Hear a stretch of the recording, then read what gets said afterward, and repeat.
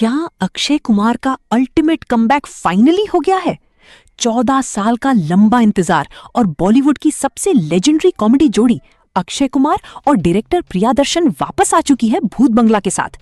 पर सबसे बड़ा सवाल, क्या ये नई भूल भुलैया बन पाएगी या फिर वही पुराने जोक्स का कॉपी पेस्ट है?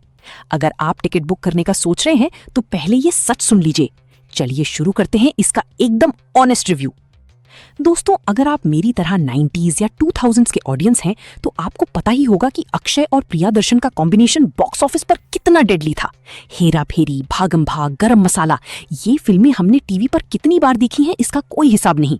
और अब एग्जैक्टली 14 साल बाद भूत बंगला के पेड प्रीव्यूज लग चुके हैं और थिएटर्स का माहौल सच में इलेक्ट्रीफाइंग है। ऑडियंस उस पुरानी क्लासिक कॉमेडी के लिए भूखी है। लेकिन क्या प्रियन सर आज के मॉडर्न ऑडियंस को सेटिस्फाई कर पाए हैं? बिना कोई स्पॉइलर दिए अगर स्टोरी की बात करूं तो प्लॉट सेट है एक सदियों पुराने अजीब से गांव में। इस गांव के बीचों बीच खड़ा है एक हवेली जो हॉन्टेड है और वहां वधूसुर नाम के एक एंशिएंट स्पिरिट का आतंक है। अक्षय कुमार जब इस गांव में एंटर करते हैं तब शुरू होता है हॉरर और कॉमेडी का एक जबरदस्त रोलर कोस्टर। फर्स्ट हाफ में आपको वामिका गब्बी के साथ अक्षय का एक नया और फ्रेश रोमांस देखने को मिलेगा। स्टोरी धीरे धीरे खुलती है और भूतों के साथ कैरेक्टर्स का जो इंटरेक्शन है वो काफी यूनिक रखा गया है।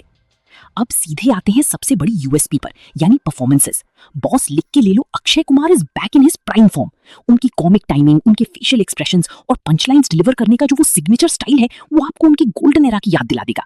फिल्म को पूरी तरह से वो अपने कंधों पर उठाते हैं और उनका साथ देने के लिए जो ओजी गैंग है, परेश रावल, राजपाल यादव और असरानी, जब ये तीनों स्क्रीन पर एक साथ आते हैं तो मैजिक होता है।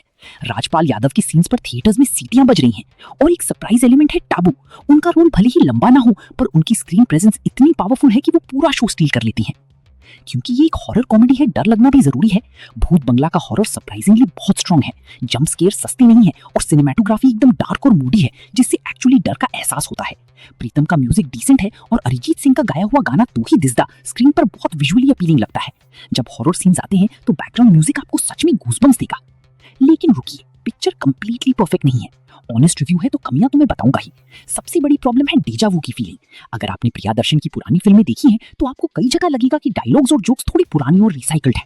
सेकंड हाफ में आती आती फिल्म की स्पीड थोड़ी स्लो हो जाती है और क्लाइमैक्स तक पहुंचते हुए थोड़ी खिंची हुई लगती है। आजकल की जेनजी ऑडियंस को शायद ये 2000s वाली लाउड और स्लैपस्टिक कॉमेडी थोड़ी ओवर द टॉप या क्रिंज लग सकती है।